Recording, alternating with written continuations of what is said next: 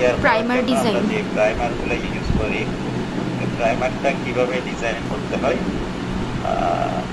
এনসিপিআই ব্লাস্টের মাধ্যমে, এনসিপিআই প্রাইমার ব্লাস্টের মাধ্যমে এটা আমরা দেখব। ঠিক আছে, তো প্রথমে কি আমরা এনসিপিআই ওয়েব পেজে যাব।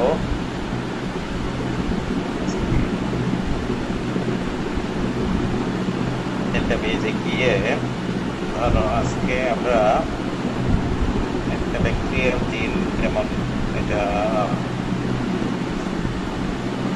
তোমাকে এক্সেশন নাম্বার দিয়ে দিলাম, ধরো ওইটা ওই জিনটার জন্য তুমি কি করবা, প্রাইমার ডিজাইন করবা। ঠিক আছে, যেমন সিগনাম পেপটাইডেস 1 অফ ই কলাই। ঠিক আছে, সিগনাম পেপটাইডেস 1 ই কলাই, এটার জন্য আমরা কি করব, প্রাইমার ডিজাইন করব। ঠিক আছে,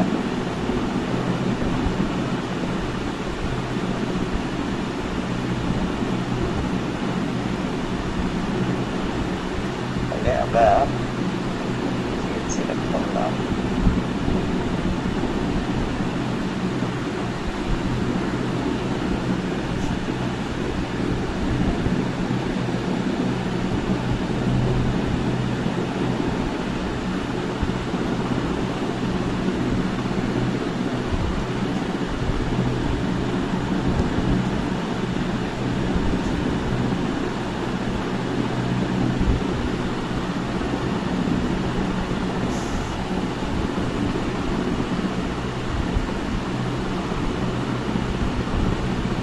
তাহলে আমার চিনটা এখানে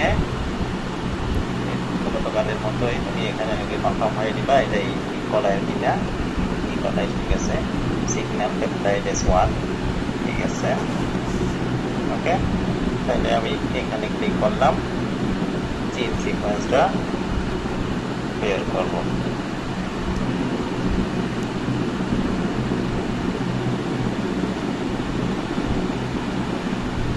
গতকালের মতো প্রথমে কি যে ব্যাংকে চলে যাব।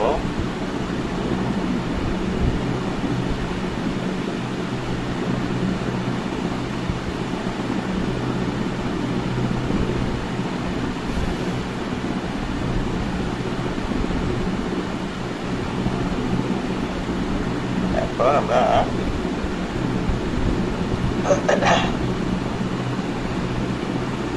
দেখি, তাইলে প্রোডাক্টটা হচ্ছে কি সিগনাম পেপটাইডেস 1। ওকে, এইখানে শুধু সিকোয়েন্স দেওয়া আছে কত, এই যে 1 থেকে 961-70-75 পর্যন্ত, 975 পর্যন্ত। ঠিক আছে, তো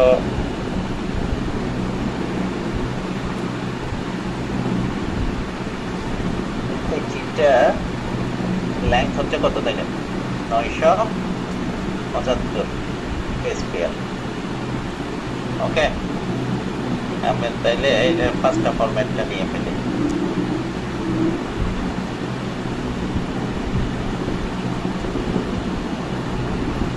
পাঁচটা ফরম্যাট নিয়ে একটা ডকুমেন্ট ফাইল ওপেন করবো, অথবা কি MS ওয়ার্ড ফাইল।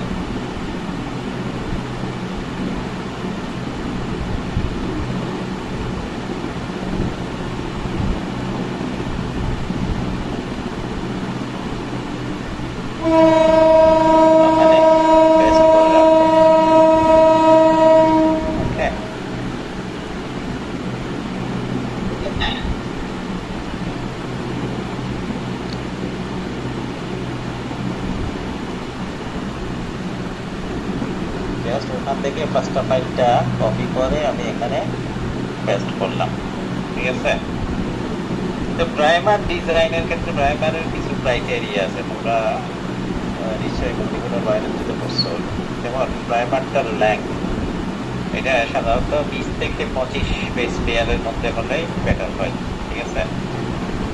তারপর হচ্ছে জিসি কন্টেন্ট 40% থেকে 60%-এর মধ্যে হতে হবে, ঠিক আছে। আর হচ্ছে এই যে সেলফ কমপ্লিমেন্টারিটি থাকতে পারবে না প্রাইমারগুলোর মধ্যে, তাহলে কি এই প্রাইমার নিজেরা কি কমপ্লিমেন্টেশন হয়ে তখন কি হেয়ারপিন লাইক স্ট্রাকচার ফর্ম করবে। আবার ক্রস প্রাইমার ফর্মও করতে পারে যদি কি এই ফরওয়ার্ড প্রাইমার এবং রিভার্স প্রাইমারের মধ্যে যদি কমপ্লিমেন্টারি রিজিয়ন থাকে, তাহলে কি তখন ক্রস প্রাইমার বা প্রাইমার ফর্ম করতে পারে, ঠিক আছে। এই যে তাহলে কয়টা কন্ডিশন তোমার, একটা হচ্ছে ল্যাংথ সাধারণত 18 বা 19 থেকে 25 বেস পেয়ারের মধ্যে হতে হবে, ঠিক আছে। কিছু কিছু কেসে যদি খুবই একেবারে জিসি কন্টেন্ট খুবই কম হয় তখন 12-30 পর্যন্ত নেওয়া যায়, তবে বেটার হচ্ছে 25-এর মধ্যে রাখা। তারপর হচ্ছে জিসি কন্টেন্ট 40% থেকে 60%-এর মধ্যে থাকতে হবে। আর যেটা হচ্ছে ওই মেল্টিং টেম্পারেচারটা 50 থেকে 60 মানে 50 থেকে 60 ডিগ্রি সেন্টিগ্রেডের মধ্যে হতে হবে। তারপর সেলফ কমপ্লিমেন্টারিটি এটা সেলফ কমপ্লিমেন্টারি হতে পারবে না, এবং কি প্রাইমার ফর্ম করে, মানে কি ফরওয়ার্ড এবং রিভার্স প্রাইমারের মধ্যে কোনো কমপ্লিমেন্টারিটি থাকতে পারবে না। এই কন্ডিশনগুলো তোমার কি নিশ্চিত করতে হবে, এই ক্রাইটেরিয়াগুলো ফুলফিল করে 19 থেকে 25 বেস পেয়ার, ঠিক আছে। তারপর হচ্ছে মেল্টিং টেম্পারেচারটা হবে 50 থেকে 60 ডিগ্রি সেন্টিগ্রেড। তারপর হচ্ছে জিসি কন্টেন্ট 40% থেকে 60%।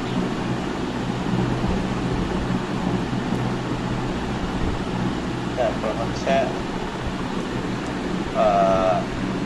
সেলফ কমপ্লিমেন্টারিটি এটা থাকতে পারবে না। তারপর হচ্ছে কি প্রাইমার ফর্ম করবে না, মানে হচ্ছে কি রিভার্স এবং ফরওয়ার্ড প্রাইমারের মধ্যে কোনো কমপ্লিমেন্টারিটি থাকবে না, কমপ্লিমেন্টারিটি আমরা এখানে দুইটার মাঝখানে, ঠিক আছে। এই 5টা কন্ডিশন মিনিমাম কন্ডিশন আর কি এগুলা। আরো অনেকগুলা যখন অনেক ধরনের প্রবলেম ফেস করবা দেখবা আর কি, তোমাকে নিজে কি করতে হবে, এগুলা চেঞ্জ করে ইয়ে করতে হবে, ঠিক আছে। আমরা কি এখন এটা দেখো, এটা লেন্থ হচ্ছে 900 কত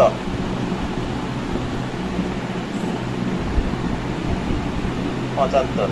আমরা ক্যারেক্টার কাউন্ট করলে মানে টোটাল এখানে কয়টা রেসিডিউর আছে এটা এখান থেকে আমরা দেখতে পাচ্ছি, তাই না? 975টা রেসিডিউ আছে এখানে। এখন তোমরা তো সিকোয়েন্সিং এর এক্সপেরিয়েন্স কারো আছে? সিকোয়েন্সিং করছো, সেন্সর সিকোয়েন্সিং করছো, কারো এক্সপেরিয়েন্স আছে? সিকোয়েন্সিং এর ক্ষেত্রে একটা বৈশিষ্ট্য হচ্ছে কি, এটা এই দুইটা টার্মিনালে 5' টার্মিনাল এবং এটা হচ্ছে কি 5' টার্মিনাল, আর এটা 3' টার্মিনাল, ঠিক আছে। এই দুইটা টার্মিনালে সাধারণত প্রথম 50 থেকে 60টা রেসিডিউর মধ্যে ওখানে মানে কি কারেক্ট সিকোয়েন্সিং করে না আর কি, এখানে এরর আসে বেশি, মানে প্রথম 50 থেকে 60টা রেসিডিউর মধ্যে কি ওখানে এরর বেশি আসে সিকোয়েন্সিং এর ক্ষেত্রে, বিভ্রান্তি।